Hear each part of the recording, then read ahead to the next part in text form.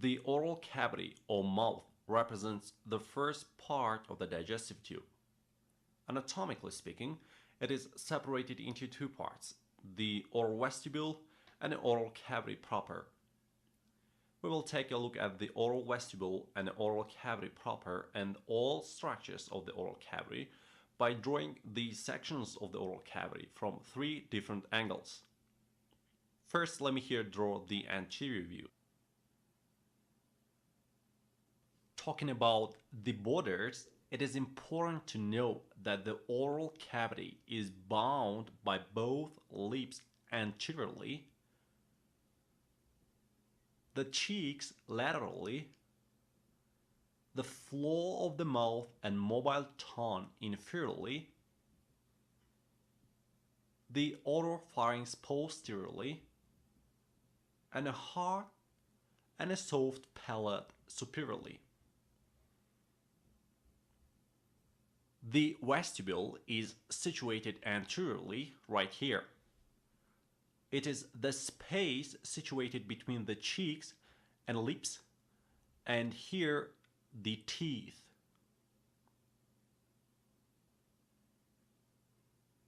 In more technical terms, the vestibule is the space which is bound externally by the lips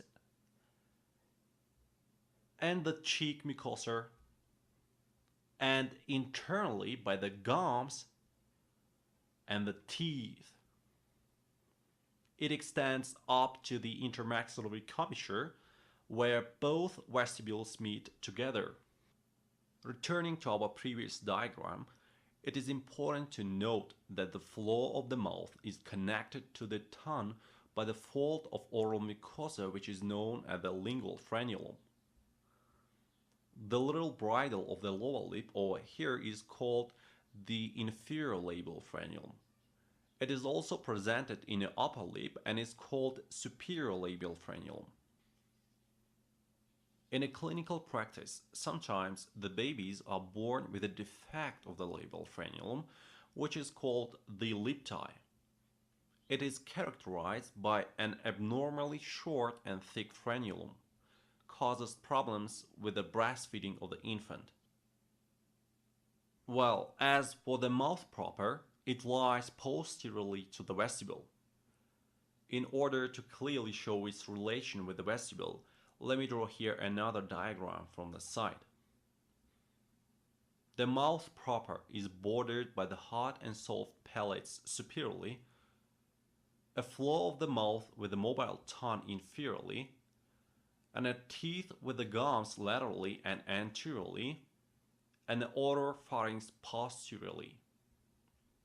The tongue, which is a muscular structure, fills a large portion of the cavity of the mouth proper. Sometimes the tongue it may become even larger in case of macroglossia. This condition usually occurs in children and may be caused by a wide variety of congenital defects and acquired conditions. Severe enlargement of the tongue or macroglossia can cause functional difficulties in speaking, eating, swallowing, and sleeping. Returning to the anterior view of the mouth, we need to make a couple of additional points about the structures which are not actually part of the oral cavity, like the palatine tonsils and the uvula, but having some clinical relevance which is important to be noted. In the lateral sides of the oropharynx, you may see the palatine tonsils here, which are the part of the immune system. Sometimes they inflame, causing tonsillitis. Inflamed tonsils appear red and swollen, and also, not rare, they may have white or yellow spots. Symptoms include a sore throat, swollen and red tonsils. Now, let me draw here the view of the oral cavity from the side and make some additional points, especially about the surrounded organs and structures. Here is the oral cavity proper, and over here superior and inferior lip. Right here is your tongue, palatine tonsil. Talking about the surrounded structures, over here is the nasal cavity, which is separated from the oral cavity by the hard and soft palates. The soft palate terminates and adjoins to uvula. Here is your nasopharynx, where the entrance to the auditory tube is located. Posteriorly and inferiorly to the oral cavity is oropharynx. Right here is your epiglottis, which closes the trachea when you eat some meal and prevents the bowels to enter to the respiratory passages. The oropharynx further adjoins to the laryngopharynx. The other important structures which are in close relation with the oral cavity are the salivary glands. It is extremely important to know that the major salivary glands, the parotid, the submandibular, and the sublingual glands ducts open within the oral cavity structures, but remember they are not part of the oral cavity. In addition to them, the oral cavity is rich in its own minor salivary glands. Now, finally, let me draw here the anterolateral view of the mouth to clearly show and define some functions of the structures which I have mentioned above.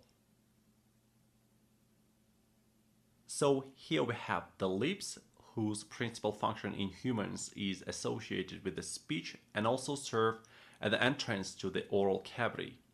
The size and opening of the oral cavity is controlled by circumoral muscles such as orbicularis oris, buccinators, elevators, and depressors of lips.